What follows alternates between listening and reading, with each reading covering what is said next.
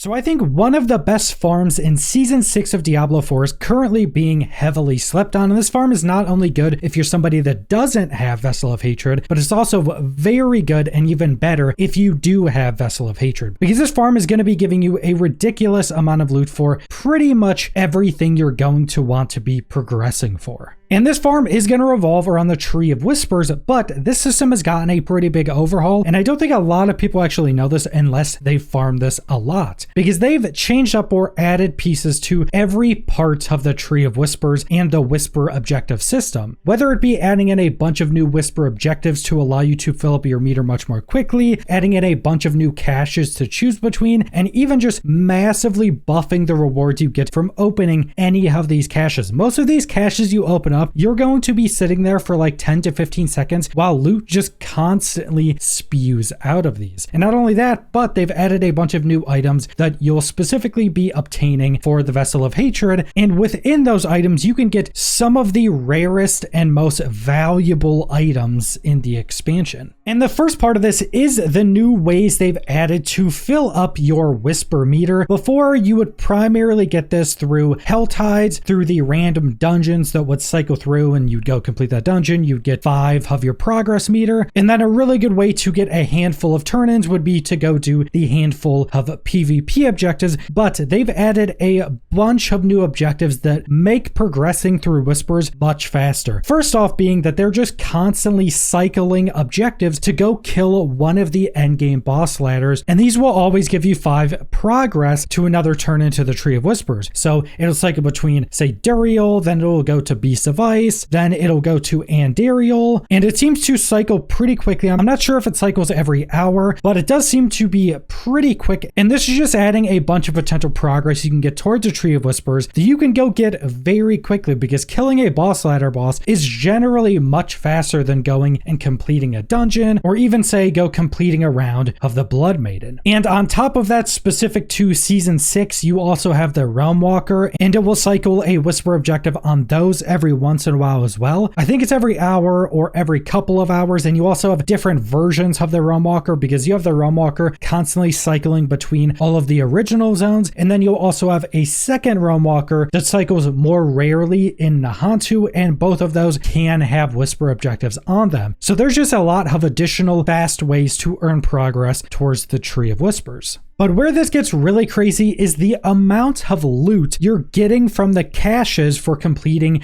a Tree of Whispers rotation. Because at a baseline, all of the normal caches you could get from this give a lot more loot. They still give quite a lot of gold, millions of gold for every one you open up, but then they massively increase the amount of gear you're getting out of these. So if you choose any of the normal collection caches that give, say, one-handed weapons or two-handed weapons or helms or rings, any of those normal caches that we've had since the game release, those will just give you a lot more loot. They give you a lot more pieces of gear. They will usually give you like 1 or more runes, but they'll also just give you a ton of additional materials on top of everything. The materials spewing out is usually what you're sitting there waiting for like 10 to 15 seconds. You'll just be getting every crafting material you can possibly think of. I think you can get masterworking materials in a lot of these, but you'll be getting a lot of all of the other crafting materials, including Forgotten Souls. And then at the end, you'll also get a handful of boss materials, usually more than you would be getting prior to the expansion into Season 6. So just at a baseline, all of the original caches give a lot more loot. But then they've also added a bunch of new caches you can choose between. And I'm not sure if these new caches are only able to be obtained when they're a greater cache. So you have the normal white rarity caches, and then you also have the greater legendary rarity caches, which we've had since the game launched. But some of these new caches include gem fragment caches. So those just give you a ridiculous amount of gem fragments, which are very valuable. Getting up to the highest tier of gems is really expensive, but also pretty big power increases. And I think you can also get runes